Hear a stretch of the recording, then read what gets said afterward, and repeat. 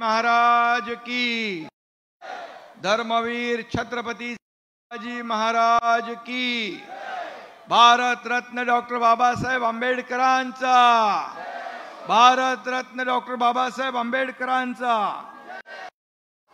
आज महामानव डॉक्टर बाबासाहेब आंबेडकर यांच्या पूर्णाकृती पुतळ्याचं अनावरण या ठिकाणी झालंय। यासाठी भीमसैनिक, शिवसैनिक, सर्व बाबासाहेबांचे अनुयायी यांचं मनापासून स्वागत करतो, मनापासून आपल्याला शुभेच्छा देतो। आज या प्रसंगी उपस्थित पालकमंत्री आणि ग्रामविकास मंत्री आमचे सहकारी जयकुमार गोरेजी, साताऱ्याचे पालकमंत्री शंभूराज देसाई या ठिकाणी उपस्थित, ज्यांच्या प्रयत्नातून हे स्मारक आणि भव्य दिव्य असा बाबासाहेबांचा पुतळा उभा झाला, ते आपले शहाजी बापू पाटील,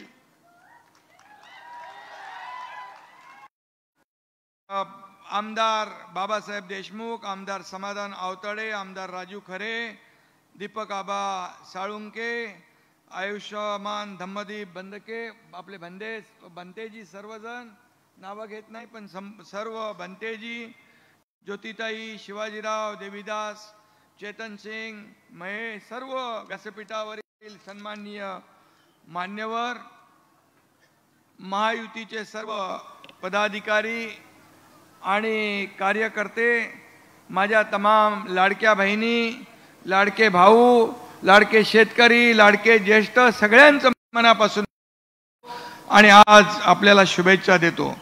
खरं म्हणजे बाबा पुतळ्याचं अनावरण झालं, स्मारकाचं अनावरण झालं, त्यापूर्वी मी आणखी एका सर्वसामान्य लोकांना जीवदान देणाऱ्या महाआरोग्य शिबिराला देखील भेट देऊन आलो। मला वाटतं बापू आपल्या या सांगोल्यामध्ये महाआरोग्य शिबिर पहिल्यांदा झालं आणि त्या ठिकाणी जे जे कोणी रुग्ण येतील त्यांना पुढची जी काही ट्रीटमेंट, उपचार पाहिजे ते देखील विनामूल्य मंगेश चिवटे आणि त्यांची टीम मुंबईसारख्या मोठ्या हॉस्पिटलमध्ये करण्याचं देखील एकाने नियोजन केलंय। त्याबद्दल मी या आरोग्य विभागाच्या टीमचं पण मनापासून अभिनंदन करतो। खरं म्हणजे बापू, खरं म्हणजे तुमच्यावर लोकांचं प्रेम बघून एकदम ओके वाटतंय।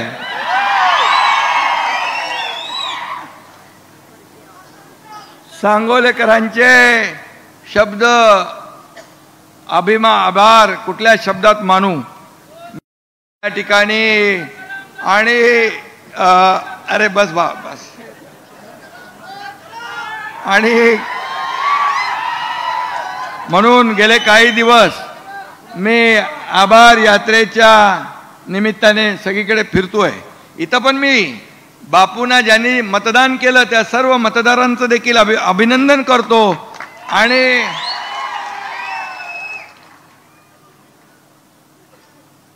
आभार तर मानलेच पाहिजे। आणि सांगोल्यात शहाजी बापूंना यश आलं नसलं तरी तेच तुमच्या हृदयातले नेते आहेत हे मला माहीत आहे। आणि मगाशी म्हणाले जयकुमार, या आमदार असू दे, नामदार असू दे, काही असू दे, एकनाथ शिंदे त्याच्या पाठीमागे आहे, त्याला काय चिंता, काय करायची गरज। कार्यकर्ता काम करणारा असतो, त्याला हार जितीची पर्वा नसते। आपले आमदार बाबासाहेब इथं बसले, त्यांनी मला काही कामं सांगितली, मी त्यांना सांगितलं बिलकुल चिंता करू नका। एकनाथ शिंदे असा आहे की गेल्या अडीच वर्षामध्ये कुठल्या पक्षाचा आमदाराला कधी मी बघितलं नाही, त्याचं काम कसं होईल हेच मी पाहिलं आणि तो आनंदात आपल्या मतदारसंघात जाईल आणि विकास प्रकल्प राबवेल हे मी पाहिलं। आणि म्हणून बापू, तुमच्या मतदारसंघात किती पैसे आले? 5,500 कोटी रुपये आले। हे लक्षात ठेवा, आतापर्यंतच्या इतिहासात कधीच आले नव्हते। आणि जयकुमार गोरे यांनी सांगितलंय इकडं गणपतराव देशमुख आणि शाजी बापू असेच दोघं असतात, आलटून पलटून असतात. तिसरा कोण असतो का इकडं? तिसरा कोण नाही. त्यामुळे मी आपल्याला एवढंच सांगतो, अनेकदा काम करून यश मिळत नसतं, निराश व्हायचं नाही, काम करत राहायचं. आणि म्हणून लोकांनी मला काय दिलं यापेक्षा मी लोकांना काय दिलं आणि काय देणार हे लक्षात ठेवायचं आणि काम करायचं. आणि म्हणून मी आपल्याला एवढंच सांगतो बापू, एखादी मॅच हरला म्हणून विराट कोहलीची बॅट थंड पडत नाही. पुढल्या मॅच मध्ये दुप्पट जोराने तुटून पडते आणि चॅम्पियन ट्रॉफी घरात येते. त्यामुळे चिंता करू नका. मगाशी ज्योतिताई म्हणाल्या, काय म्हणाल्या त्या गाडीमधून येताना दीपक आबांच्या बद्दल, एका गाडीत होते. पण बापूसाठी मी एकच शब्द उच्चारतो, टायगर अभी जिंदा है.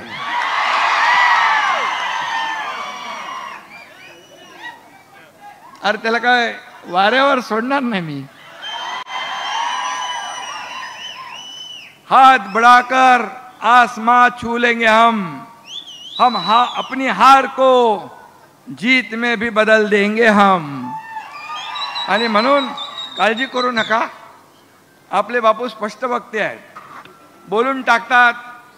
मनातलं भडाभड भडाभड मोकळ्या मनाचा आहे, ढोकळ्या मनाचा आहे, मनात काय ठेवत नाही. आणि मागे लोकसभा निवडणुकीनंतर त्यांनी भर सभेत काय म्हटलं आपल्याला आठवत आहे. बापू म्हणाले होते, ज्यांनी पाणी अडवण्याचं काम केलं त्यांना तुम्ही लोकसभेत पाठवलं, मला पाणी दिलं त्यांना तुम्ही घरी बसवलं. बरोबर ना? मोकळ्या मनाने बोलणारा माणूस आहे. आणि सांगोला दुष्काळ मुक्त करण्यासाठी बापूंनी खूप प्रयत्न केले. मी मुख्यमंत्री होतो त्यावेळी बापू जेव्हा जेव्हा मला भेटले तेव्हा त्यांच्या डोळ्यात फक्त आणि फक्त सांगोल्यासाठी पाणीच होतं. सांगोल्याचं पाणी कसं, सांगोल्याला कसं. आणि म्हणून सांगोलाच नाही, मंडपाबाहेर लोक उन्हात उभे आहेत, त्यांनी आतमध्ये या, पोलिसांनी त्यांना सहकार्य करावं. आतमध्ये इकडे जागा आहे, मधल्या पॅसेजमध्ये तिकडे जागा आहे, पोलिसांनी सहकार्य करून त्यांना आतमध्ये सोडावं. उन्हामध्ये ते उभे आहेत, ऊन जोरात आहे. आणि म्हणून या ठिकाणी हे जे काय सभा झाली आहे आपली, आज सभा या ठिकाणी आलेला प्रत्येक जण बाबासाहेब स्मारकाचं दर्शन घेण्यासाठी आला आहे. आणि म्हणून त्यांचंही मनापासून मी मगाशी स्वागत केलेलं आहे. पण विदर्भ, मराठवाडा आणि राज्यातल्या सगळ्या दुष्काळग्रस्त भागांना पाणी देण्याचं, त्यांचं सिंचन वाढवण्याचं काम आम्ही केलं. मला आठवत आहे की मी आणि देवेंद्रजींनी पहिल्यांदा शपथ घेतली त्यावेळेस आम्ही पहिला विषय घेतला तो दुष्काळग्रस्त भागातल्या लोकांना पाणी देण्याचा, त्यांचं सिंचन वाढवण्याचा. मला आठवतंय महाविकास आघाडी सरकारमध्ये मी होतो, 2.5 वर्षात जयकुमारजी फक्त 4 सुप्रमा दिल्या आणि मी मुख्यमंत्री देवेंद्रजी, अजितदादा आमच्या टीम मध्ये 150 सुप्रमा दिल्या. 150 सुप्रमा, सुधारित प्रशासकीय मान्यता. आणि म्हणून जेव्हा जेव्हा या ठिकाणी पाण्याचा प्रश्न येतो त्यावेळेस बापूंनी त्याचा पाठपुरावा केला. आणि परवाच मंत्रिमंडळात देखील म्हैसाळ उपसा सिंचन योजनेसाठी सौर ऊर्जा प्रकल्प उभारण्यासाठी 1,500 कोटीला देखील मान्यता आपल्या सरकारने दिली आहे. आणि म्हणून ताकारी, म्हैसाळ 2 स्वतंत्र उपसा सिंचन योजना, सांगोला तालुक्याला देखील सिंचनासाठी पाणी उपलब्ध होईल. आणि म्हणून माझ्या मुख्यमंत्री काळात सांगोल्याला स्वर्गीय बाळासाहेब ठाकरे उपसा सिंचन प्रकल्पाच्या 883 कोटी 78 लाखाच्या कामांना आपण मान्यता दिली, हे मला आठवतंय. आणि म्हणून बापूच्या आमदारकीच्या काळात जिल्हा परिषदेच्या कोळा गटात, घेरडी गटात आजपर्यंत करोडो रुपयांची कामं केली.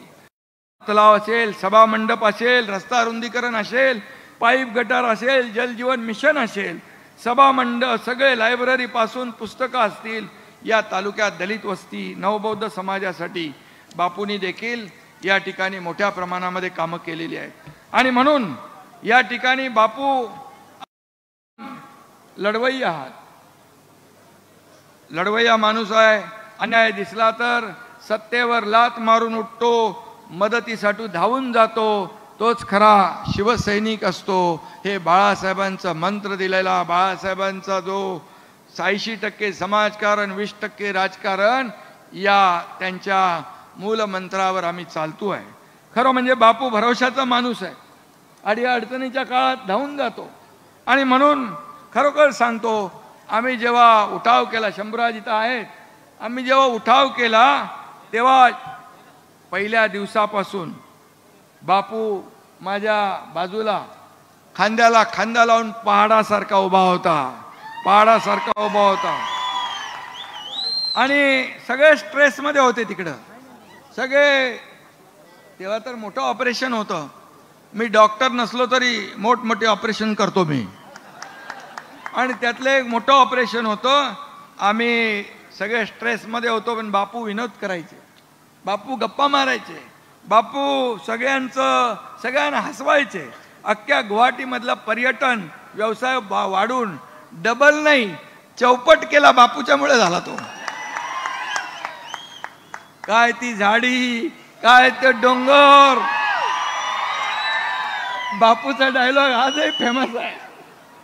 आणि मी काही रिअल इस्टेट आपले बिल्डर आहेत त्यांच्या जाहिरातीमध्ये पण बघितलं ते. मला बापूला माहित नाही, बिना रॉयल्टीचं लावलेलं दिसतंय ते. आणि म्हणून या ठिकाणी बापू एक मजेदार कार्यकर्ता आहे, लोकांना सुखदुःखामध्ये धावून जाणार आहे. आणि आपल्या लाडक्या शहाजी बापूंनी एकदा ठरवलं, मग हातातलं काम पूर्ण, घेतलेलं काम पूर्ण केल्याशिवाय बापू स्वस्थ बसत नाही, थांबत नाही, अशी बापूंची ख्याती आहे. आणि म्हणून या ठिकाणी बापूंनी अनेक विकास कामं केली. मी देखील निधीसाठी कधी हात आकडता घेतला नाही. त्यावेळेचं मला माहीत आहे, माझ्याकडे आलेला प्रत्येक माणूस त्याच्या कागदावर मी सही केल्याशिवाय त्याला पाठवत नव्हतो.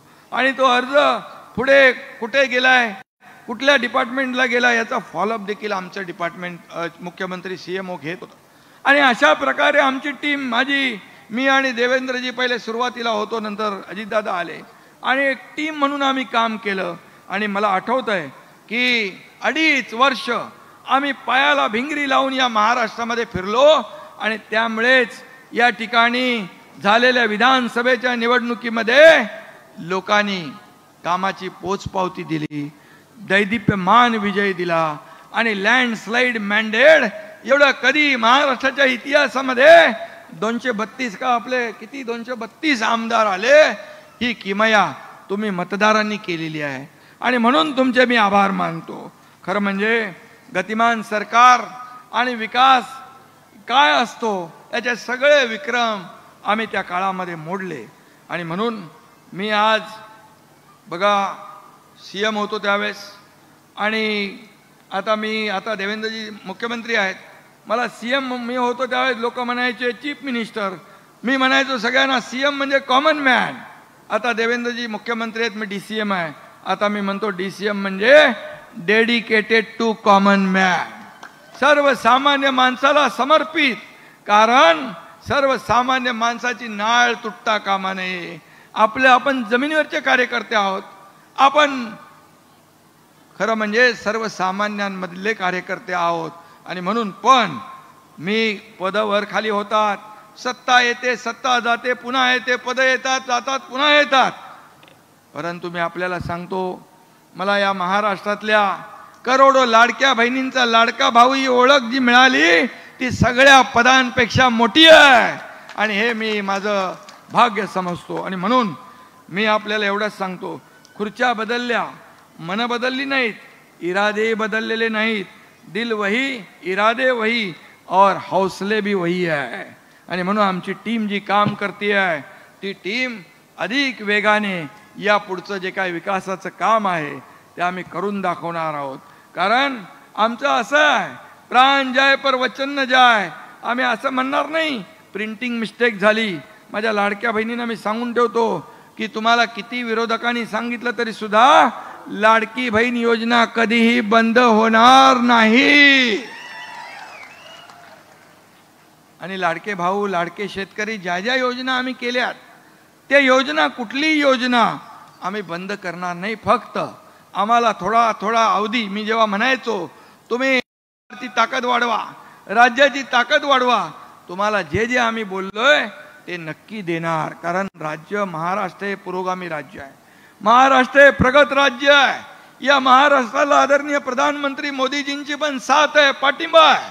आणि त्या आपल्या महाराष्ट्राची आर्थिक परिस्थिती जी आहे ही सगळ्या देशभरामध्ये नंबर 1 ची आहे.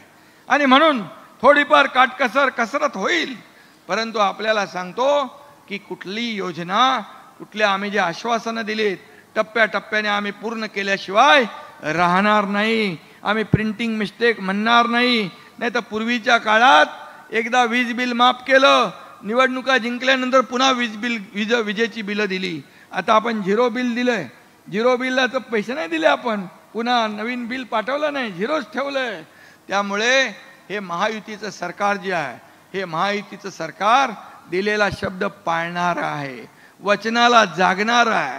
आणि म्हणून मगाशी मी एवढंच सांगतो की आज बाबासाहेबांचं स्मरण आपण करतोय. मगाशी उदाहरण सांगितलं की ज्योतिताईंनी बाबासाहेबांच्यामुळे सर्वसामान्य घरातला, परिवारातला एक व्यक्ती या देशाचा प्रधानमंत्री होतो, सर्वसामान्य शेतकऱ्याचा मुलगा या राज्याचा मुख्यमंत्री होतो. हे केवळ आणि केवळ बाबासाहेबांच्याच घटनेने दिलेल्या अधिकारामुळे. आज हे मंत्री झालेत, खासदार, आमदार होतात, सर्व लोकांनी लोकप्रतिनिधी होणं हे काय गुन्हा आहे? फक्त सोन्याचा चमचा घेऊन जन्माला आलेल्या लोकांनी मुख्यमंत्री व्हायचं, उपमुख्यमंत्री व्हायचं, मंत्री व्हायचं असं काय लिखापडी आहे? आणि म्हणून आम्ही सोन्याचा चमचा घेऊन जन्माला आलो सुद्धा सर्वसामान्यांच्या आयुष्यामध्ये सोन्याचे दिवस आणण्यासाठी आमचा जन्म झालेला आहे. आणि म्हणून मी आपल्याला एवढंच सांगतो, काही लोक संविधानाची कोरी वही दाखवून फेसबुक लाईव्ह करून कारभार करता येत नाही, तो खोटारडेपणा लोकसभेमध्ये केला, फेक नॅरेटिव्ह पसरवलं, सगळ्यांनी मंत्रिमंडळाचं वाटप करून घेतलं, कोणाला कुठलं खातं, कोणाला काय 5 स्टार हॉटेल बुक केली, आपल्याला सगळ्यांना माहीत आहे. परंतु माझ्या लाडक्या भावांनी, लाडक्या बहिणींनी, लाडक्या शेतकऱ्यांनी त्यांची सगळी बुकिंग रद्द करून टाकली आणि महायुतीचं सरकार या ठिकाणी आणलं. आणि म्हणून काही लोक बंगल्यात बसून फेसबुक म्हणजे एफबी खेळत बसतात, त्यात काही जात नाही, बसल्या टाइमपास. एफबी म्हणजे काय? फुकट बाबूराव. मी सुद्धा एफबी आहे, पण महाराष्ट्राचा फेवरेट ब्रदर, लाडका भाऊ, फरक आहे, फरक बघा. आणि म्हणून आम्ही पद येतात जातात हो. बाळासाहेब सांगायचे पद येतात जातात, सत्ता येते जाते, पण नाव जाता कामा नये. आणि म्हणून ते नाव राखण्याचं काम आपल्याला करायचं असेल तर या महाराष्ट्रातला विकास जो आहे अधिक वेगाने आपल्याला करावा लागेल. आणि म्हणून मी आपल्याला एवढंच सांगतो की शिवसेना 80 जागा लढल्या, 60 जागा जिंकल्या. आज जे आमच्यावर बेईमानीचा शिक्का लावतात, आमच्यावर आरोप करतात, काय एकनाथ शिंदे शेतकऱ्याच्या मुलानं मुख्यमंत्री झालं, तुमचं का पोटदुखी? 2.5 वर्षात तुम्ही घरी बसला, हा 2.5 वर्षात लोकांच्या दारात गेला, घरात गेला, शेतावर गेला, बांधावर गेला. माझ्या लाडक्या बहिणी, लाडक्या भावांसाठी, शेतकऱ्यांसाठी योजना केल्या, का पोटात दुखतंय तुमच्या?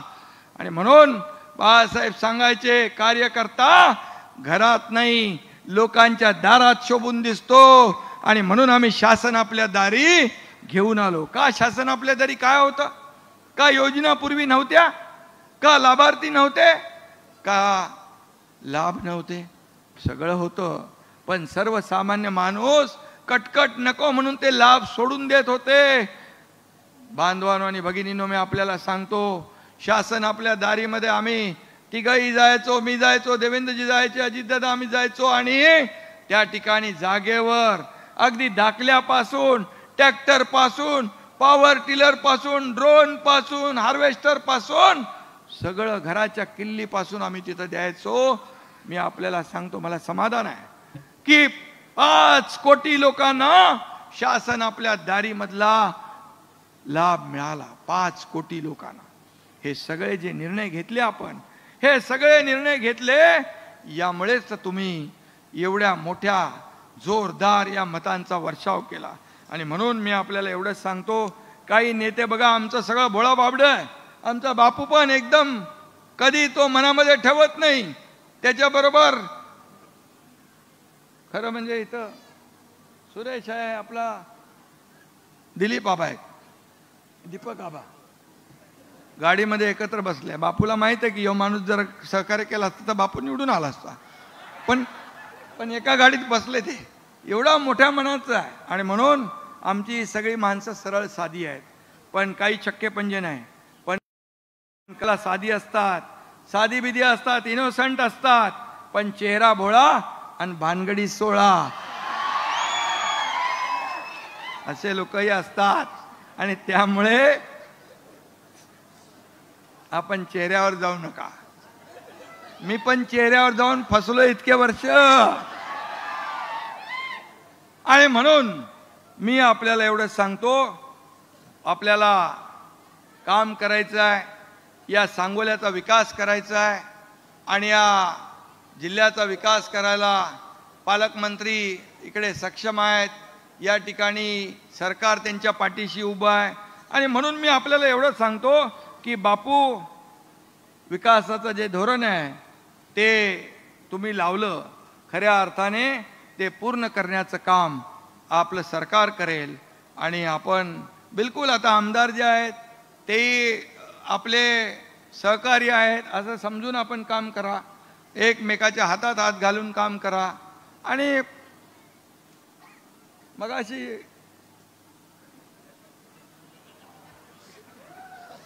जयकुमारने सांगितलेलं आहे, इकडे 2च लोक असतात, तिसरा येत नाही. गमतीचा भाग सोडा, पण बघा राजकारण खेळीमेळीने झालं पाहिजे. निवडणुकीपुरतं राजकारण, निवडणूक झाली की राजकारण संपलं आणि मग लोकांसाठी आपण काम करायचं असतं. आणि म्हणून तर मी हे किती वर्ष केलंय, 40 वर्ष केलं. म्हणून तर मी एक शाखा प्रमुख ते राज्याचा मुख्यमंत्री होऊ शकलो, ही भूमिका ठेवली म्हणून. आणि मग माझ्याकडे कोणी आलेला, मी परमेश्वराकडे एवढीच प्रार्थना करतो की माझ्याकडे आलेला कोणीही खाली हाताने वापस जाता कामा नये. इथं देना बँक आहे, लेना बँक नाही. आणि म्हणून मगाशी अनेक उदाहरणं दिली, वर्षाची दिली, इतर दिली. आज आम्ही एक टीम म्हणून काम करतोय. आज टीम म्हणून या राज्याला पुढे नेतोय. आणि म्हणून या राज्याला नंबर 1चा आपल्याला करायचं आहे. मी पुन्हा एकदा सांगेन, आदरणीय प्रधानमंत्री मोदीजींनी 10-11 वर्षापूर्वी देशाची विकास यात्रा सुरू केली. खऱ्या अर्थानं आज आपण पाहतोय, विकास होताना पाहतोय. आपल्या देशाचं नाव जगभरामध्ये रोशन करताना पाहतोय.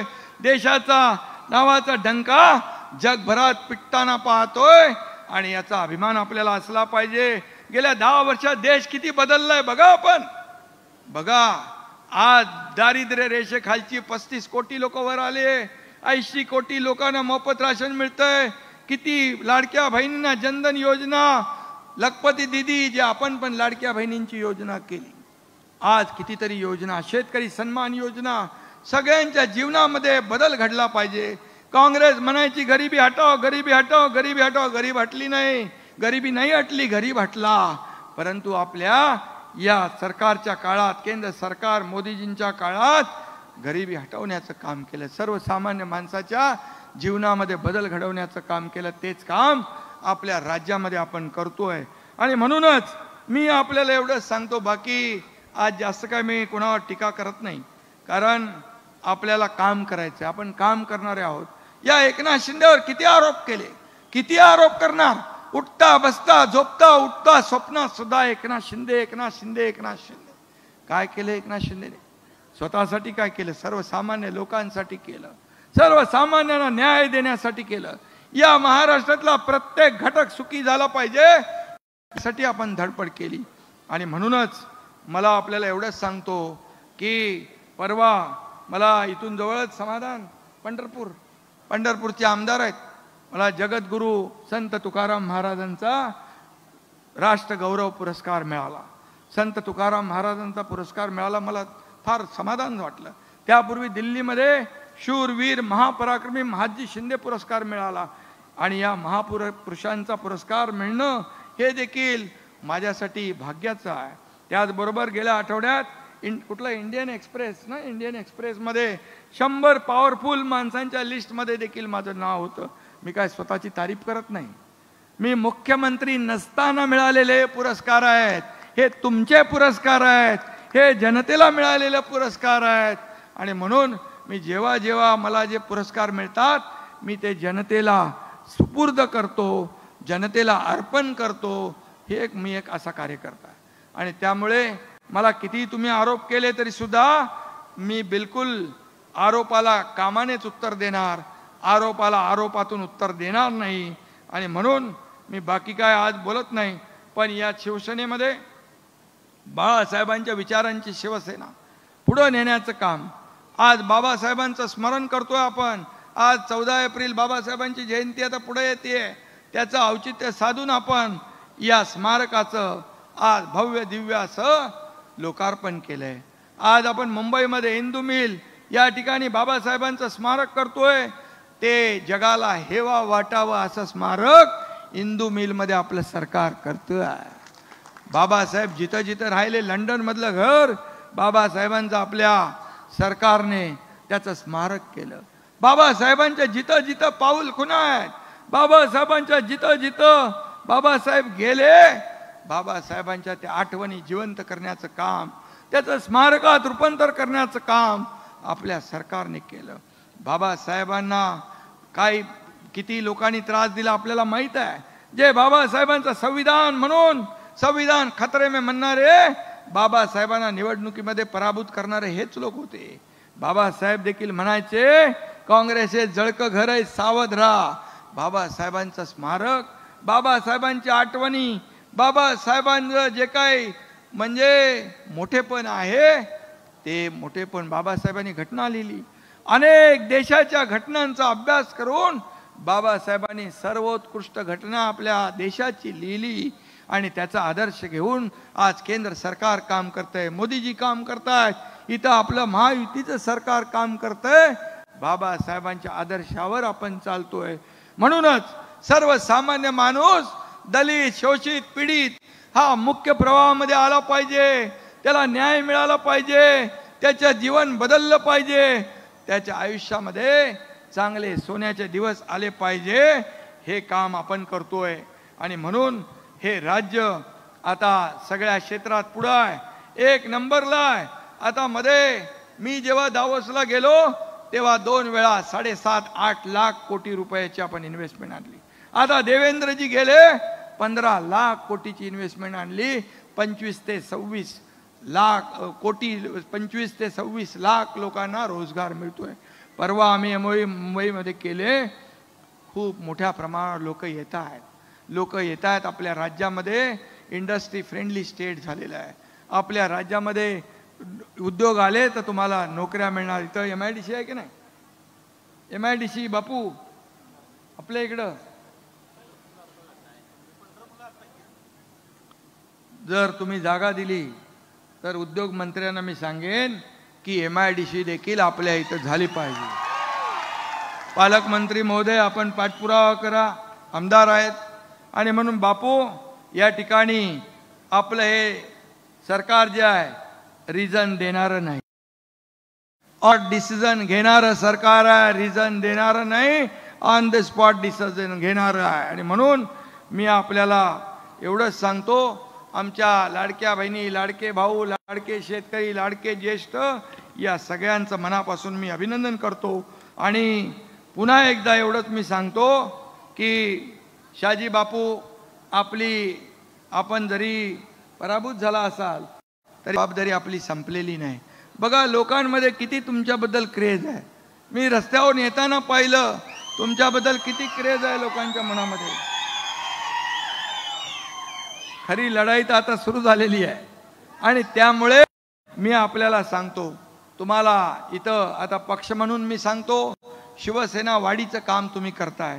गाव तिथे शिवसेना, घर तिथे शिवसैनिक, या सगळ्या गोष्टी आपण करता. आता महायुती आहे, आपलं महायुतीचं हे व्यासपीठ आहे आणि म्हणून महायुती मजबूत करण्यासाठी येणाऱ्या प्रत्येक निवडणुका आपल्याला जिंकायची आहेत आणि म्हणून त्यासाठी एवढंच सांगतो, बापूंना देखील मी असं मोकळं ठेवणार नाही, बापूला देखील जबाबदारी देईन आणि त्यासाठी मी आपल्याला पुन्हा एकदा, आपण एक मोठं पुण्याचं काम आज केलं. बाबांचं स्मारक इथं मला आल्यानंतर कळलं की त्या मुख्यमंत्री असताना 2 कोटी रुपये पुतळ्याला, मला तर आठवतही नाही, कारण मी कधी काम बघितलं नाही. कुठलं काम आहे बाबा, हे काम आहे कसं, आणि कुठल्याही ह्याच्यावर मी कधीही कुणाला किती पैसे दिले फक्त देणी जाणीव मला होती. माझं या हाताला दिलेलं या हाताला कधी कळू दिलं नाही मी, माझी पद्धत आहे. आणि म्हणून मगाशी मी आरोग्य शिबिरात गेलो, तिथे आरोग्य शिबिरामध्ये तुडुंब गर्दी होती. तेही मी आपल्याला सांगतो, महाविकास आघाडीच्या काळात 2.5 वर्षात 3 कोटी रुपये दिले होते. या एकनाथ शिंदेने मुख्यमंत्री असताना 2.5 वर्षात 450 कोटी मुख्यमंत्री सहायता निधीतून दिले आणि जवळपास 60 ते 70 हजार लोकांचा जीव वाचवण्याचं काम केलं. हे पुण्याचं काम आहे.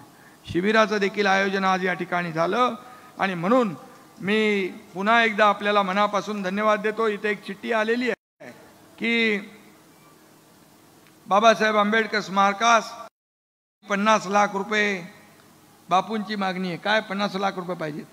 50 लाख रुपये बाबासाहेबांनी तर आपल्याला पैसे दिलेत, बाबासाहेबांच्यामुळे तर आपण सरकार चालवतोय. त्यामुळे 50 लाख रुपये तुम्हाला आत्ता इथून, मी तुम्हाला इथून विमानात बसेपर्यंत तुमच्याकडे येईल 50 लाख रुपयाची.